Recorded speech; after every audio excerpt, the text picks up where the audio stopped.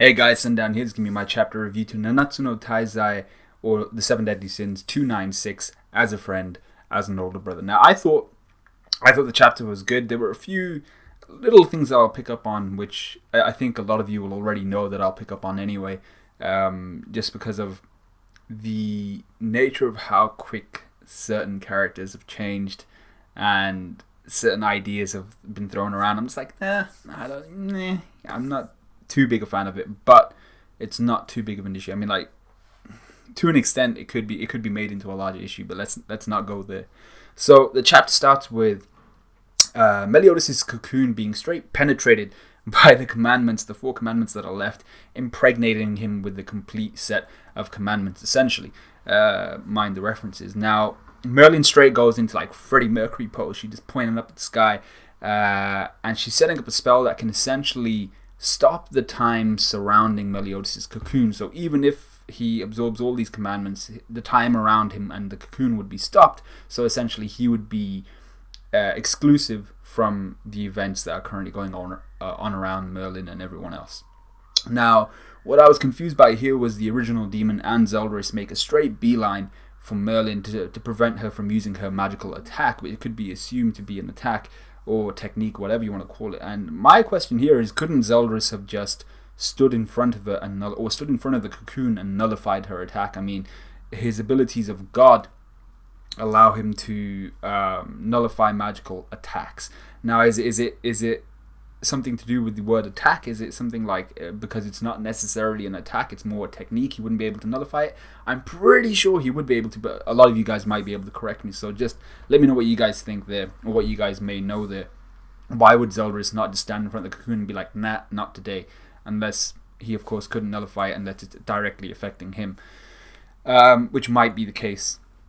Now, Escanor and King proceed to protect Merlyn while she casts this spell, while with Escanor literally getting butt sexed. Like, he got butt sexed this chapter, like absolutely spanked and demolished. And while King does a really good job of defending Merlyn from miles away, I do draw issue with King being able to defend Merlyn from, like I said, from freaking Zeldris. He's defending Merlyn from a prince of the demon nation, of the demon clan, and he's defending Merlyn from someone like this without even being able to see either of them. So not only is he not able to see Zeldris or what he's doing, he's just feeling him out with Chastiophol, I assume. He doesn't even know where Merlyn is, and he's able to defend against him. And I was like, I've already complained through multiple videos now on my opinion of King and how he's become really OP, and I'm just going to move on because I've complained about King enough. But that's just major bullshit. Like, I understand he threw Chastiophol in the direction of the original demon. He detected this large power and he was able to throw his spear right towards it because it's so huge. He knew exactly where it was and he threw the spear right towards it. But to now be able to defend against like little nuanced moves and stuff like that, little techniques with the sword that Zeldris will have, because you have to also remember, even though King has got a huge magical buff and he's an expert wielder of the spirit spear, Zeldris is an incredibly adept, incredibly masterful swordsman. He should be able to completely demolish someone using Chastiophol from freaking miles away. So that's an issue I draw there. Now we then get this moment which serves to humanize Rudueciel, where he talks to Hendrickson, and he essentially goes through his version of the Alien 2 moment where he's like, "It's game over, man, game over." I think it's Alien 2, but it's not quite so dramatic. He's just there like, yeah, it's pretty much done. You know, with Escanor, he basically speaks of Escanor has no more power left at this point. How King is too far to actually make a difference, and Meliodas is soon to become the Demon King, and they're basically fooked. Now, I liked this moment, and I also disliked this moment. I'll talk about both now. Rudueciel essentially accepts defeat, recognizing his arrogance in the face of humanity, who revered him and his brethren as gods, essentially. And I loved how he identified these qualities in himself, essentially the overconfidence and how he treated humans as pawns. And he still justifies it. He still has that mentality of justifying it with it being a necessity to win this war, the Holy War. But he's aware of his overconfidence, how he treats humanity. He's aware that it's also the reason why people turn away from him and why they don't actually like the guy. And Hendi kind of thinks of his own situation, thinks back on his own situation and why he had to save Margaret and Gilthunder, and then falls on his ass because he's too weak to stand now. Hendrickson then fills Rudueciel with like all the warm and fuzzies, telling him that he still admired him for trying his best to guide humanity to victory. Though I'd say, and this is where I call bullshit on Rudueciel just casually accepting everything and, you know, calling out his own arrogance and his own overzealousness and stuff like that. Because Hendrickson's like, yeah, you were just doing it to lead us to victory and stuff like that. Though I'd say it was just to amass numbers and bodies against the demons. But okay, let's just paint Rudueciel suddenly in this new light of being, you know, this holy warrior who would go to any lengths, but really at heart he just cared about everyone. That's bullshit. Rudueciel didn't give a shit about anybody apart from the goddesses, and he would use everyone to that extent. He would use everyone as a pawn. Everyone was expendable apart from the goddesses, and maybe even the goddesses were expendable to a point. The whole point of Rudueciel is he would throw away honor in order to be this victor, this kind of guy that leads the goddesses to victory. And now he's kind of being painted in this human light, which I thought it was cool and maybe something we needed for Rudueciel, but to get it crammed into this one chapter and in this way, I'm just like, I'm not too sure if I really agree with it. Let me know what you guys think. I might be chatting shit, but that's just my opinion on it. So Hendrickson then tells Rudueciel he likes him more after finding out he was more human-like, the way he cared for his younger brother and everything like that. And I loved the no homo, though, you know, Hendrickson and Rudueciel speaking. And Rudueciel's like, yeah, that's cool, but, you know, I'm not into guys. And Hendrickson's like, yeah, neither am I. So for everyone out there who thought Rudueciel was into that kind of thing, nah, thankfully not. Well, thankfully he did kind of give off that vibe, and it's not exactly an issue, but, you know, I always felt like he was kind of he gave off the vibe, but, you know, someone made mention that there might have been like a panel or something where he's actually seen with a woman or something like that. I'm not too sure if that's actually legit, but I can't even remember when that was said. It might have been said about someone else.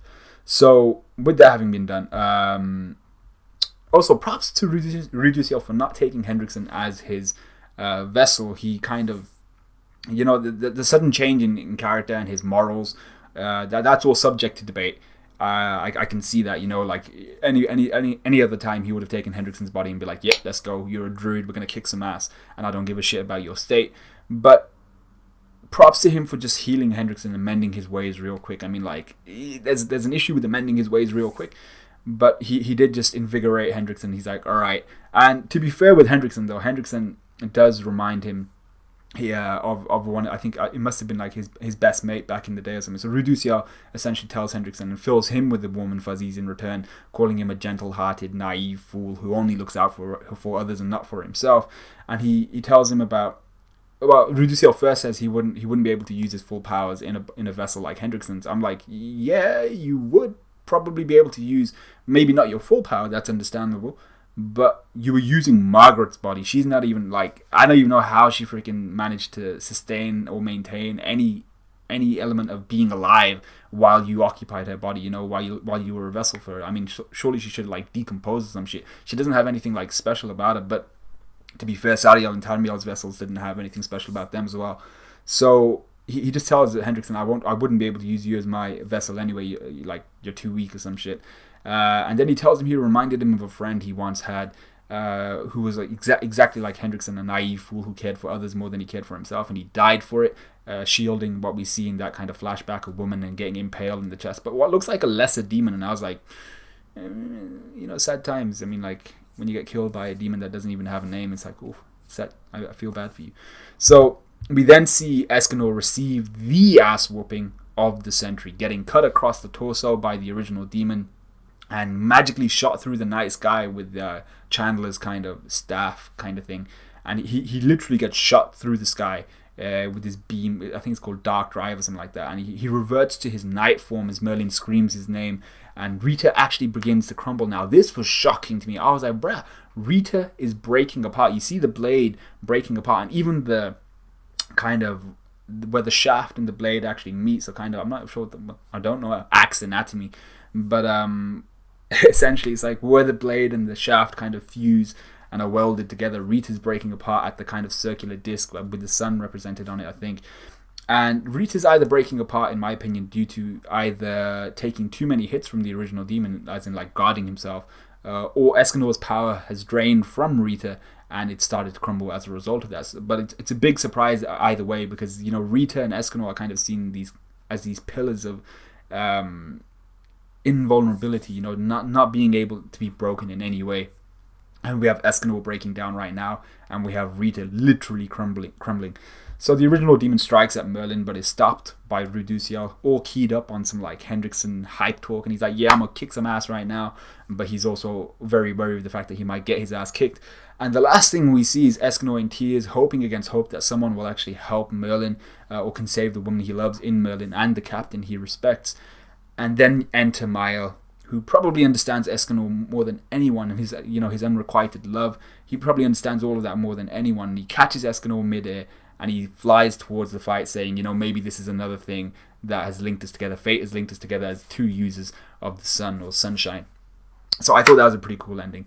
And Mile and company seem to be very close now. So let me know what you guys thought of this chapter. Let me know what you guys thought of this review. Like, comment, subscribe, all of that good stuff. And I'll see you guys in a bit.